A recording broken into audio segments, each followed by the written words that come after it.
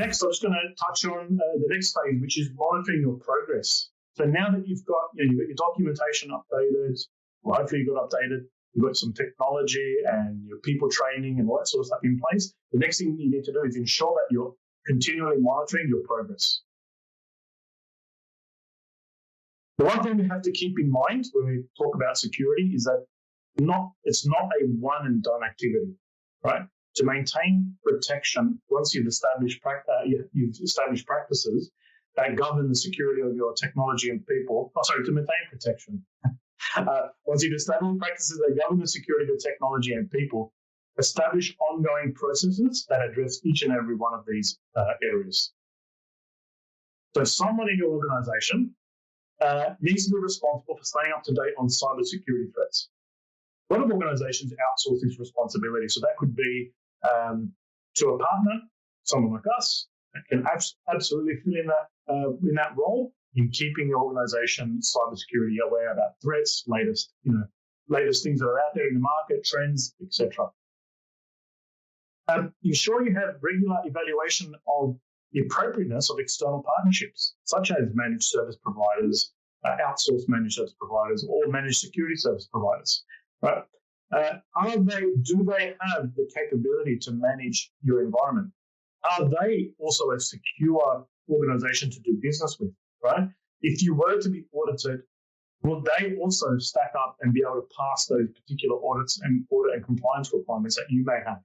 Right? These are now becoming more and more important, and we're getting asked, when we're working with organizations, to provide a lot of evidence about security controls, policies, certification, etc. And that's probably becoming the more and more the norm to do business.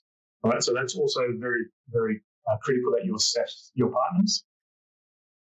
And evaluate your security preparedness to identify and prioritize specific risks for remediation. So, going back to the vulnerability management thing, that's something that's not a one-time deal. You've constantly got to be scanning and looking for potential vulnerabilities to prioritize for remediation. Right? Because things will always change. There's always new threats that will be coming out. Maybe your applications and systems are perfect one day, and 2 weeks later, you may have a list of critical items that would appear on that report. But if you didn't continuously do something to review that, you may be exposed. And then conduct ongoing penetration testing. Right? This is just a test for the appropriateness of your cyber defenses. Are they still up to the task, similar to the previous item, right? Are your firewalls, are your WAFs, web application files, and things like that, are they, up to date? Do they have the latest protection and services, right, to help protect your systems? Right? These things are things that need to be ongoing.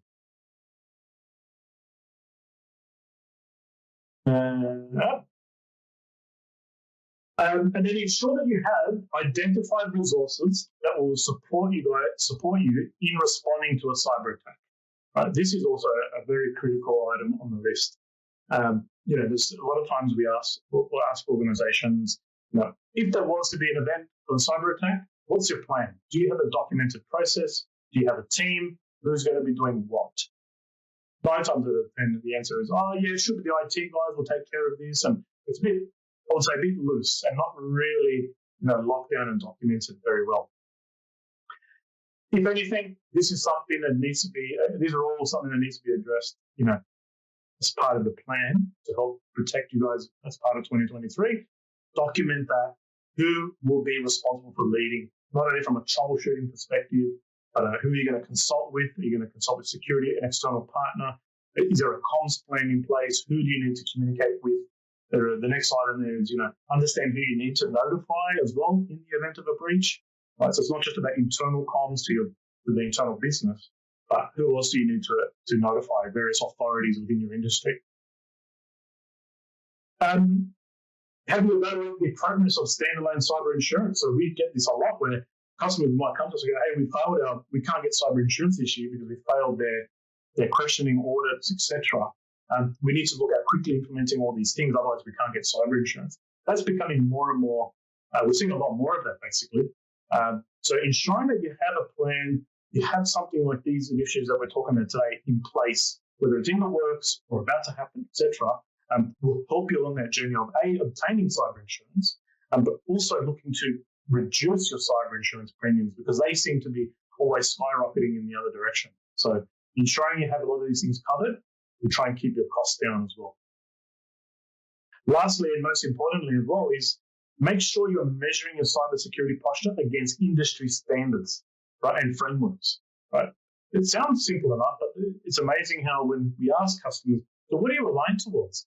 And it's generally a loose response, as we're kind of aligned to some things with NIST, some things on Essential 8, some things, ISO, and it's a little bit all over the place. And they kind of just pick and choose what might suit that particular team or solution as to what they put in place. So it's not really a standardized framework or structure. So that becomes super important when you're looking to go down this path, is you're standardized with a particular framework, what you feel is right for your business and the risk profile of your business, and work through that maturity level with that particular framework. As always, you need to stay up to date with those compliance and standards changes because it's always changing. So you need to ensure that once you've got something in place, you have a way to be able to look at, okay, is this still up to date? Is there anything else I need to do to change to keep the security posture at the levels that we're happy to maintain?